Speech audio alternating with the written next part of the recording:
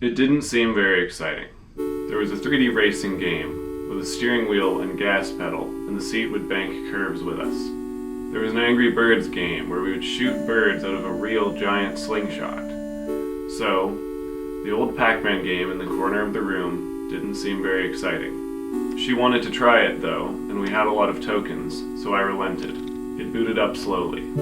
Shannon was my first friend. I'd had kids around before who I tried to impress, or wore the mask for, or lied for. But it wasn't until I met Shannon at 17 that I had a friend. A lot of people now might look at me and say, he's a pretty together guy. At 17, I wasn't together at all. My particles were all over the ceiling. Shannon was one of the 2 or 3 people who was nice to me. And she didn't have to be. When I asked her to hang out, it was the first time I'd had the confidence to ask anyone to hang out since elementary school. This was her reply. Sure, come over. It was on Snapchat. I was walking past an Old Navy. I don't have a good memory, but I remember that. It must have been so innocuous to her. So casual. But to me, it was everything. The thought that I could casually get what I want just by asking had never occurred to me before. She gave me the confidence, the lifelong confidence, to pursue what I want. And I've been on the upswing ever since. There was no control to stop.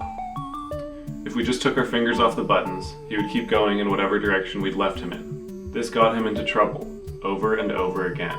We tried to imagine what was going on behind the pixels, what the world looked like to him. We decided he was some kind of spaceman, and his almost complete pizza pie shape, a yellow space helmet. This would of course be paired with a horror setting. Yellow spaceman wanders through a massive, dark, abandoned vessel, drifting through infinity, hunted by its colorful undead crew.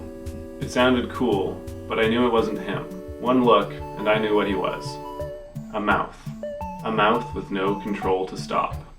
Only redirect its ravenous consumption. And the setting?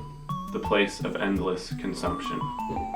For a while, I thought all my dreams had come true. I had the anime or sitcom friend group I always thought was a myth. We would go get food together, or watch movies, or sometimes have some issues, but it would always wrap up with a bow at the end of every 20-minute episode. That's why people watch those things. Because they know that everything will be alright in 20 minutes. I thought I was better than her for getting my life together, which I assumed anyone could do. I didn't understand why she could not be alone. If she wasn't with people all the time, something would catch up with her. I don't know what it was, but it followed her everywhere. This meant she was with people all the time. As the only qualifier for these people was being preferable to her alone thoughts, she didn't discriminate. She always assumed people were good, despite being proven wrong so many times. Some of the boyfriends were just pathetic, but some were really monstrous. At the time, not knowing anything about falling in love, I thought she just fell in love with anyone. It always went horribly sour, and ended with so much grief for her, and lecturing from me and her other friends. What we didn't see was that, though for her falling in love always ended in only pain, there was, of course, always the falling. There is always the falling. I watched ghosts follow him everywhere. His fear of them was the only thing that could pause his consumption. If ghosts were nearby, he'd go the other way, even if there was no food there. Maybe if he knew how to stop, they wouldn't find him. But there was no control to stop. He had to keep moving. Sometimes they got close, and those moments were intense and terrifying chases, full of regret at having gotten too greedy, eaten too close to them. They'd surround him and almost get him, unless he took a pill.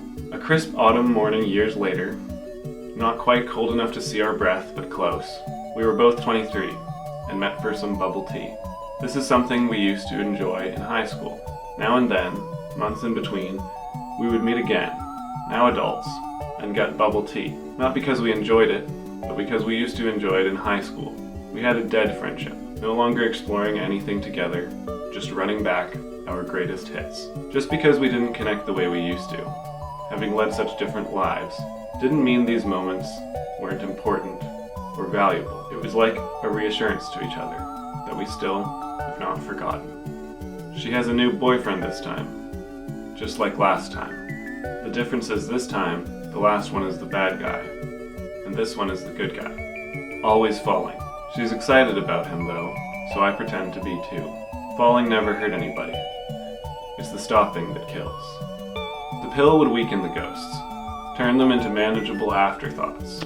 Once he took the pill, he could even chase them, eat them, vanquish them, do to them what they did to him and be free at last. Of course, the pill did not last forever, and the ghosts, even defeated, always came back eventually. I was working my new job as a window washer up on a high building when her sister texted me. After work, I went to the hospital, Hope's High. Her mom, Tracy, and family thanked me, told me how special I was to her, how she spoke about me, and how I never let her down. I checked our last messages. Shannon. Hugo, want to go for a bike ride? Hugo. Little busy. I looked up from my phone and into the face before me. Her eyes were closed, tranquil, in the sweetest dream, as if nothing was going on at all. Those eyes which gave me the confidence that bankrolled all the success I've ever had in my life. She breathed long and slow, like she never did when that something was following her. I looked back down at my phone and hit send. Hugo, I love you. The Facebook Messenger app makes a big, loud, heart explosion effect with the message. I vaguely think it is in poor taste. Tracy tells me how the siblings are doing. Cheyenne is finishing some Indigenous education program. Shyla is in nursing school. Kyle is a lacrosse champion. Isaiah is now 8. Everywhere except the face in front of me, life is big and loud, exploding with beauty. People who hear about the coma call me and ask me how she's doing. I don't sugarcoat it. She's unconscious, unresponsive, needs assisted breathing, and has no brain activity. I say. They don't know what to say, so they ask how it happened. Overdose, I say. Silence. Then they say, Shannon never quite hit her stride. On September 9th, 2025, less than 1 month from writing this, her sister texted me again. Hi, Hugo. Shannon passed away at 4:44 p.m. today, and I realized she still hasn't stopped. Her ghost still follows me everywhere.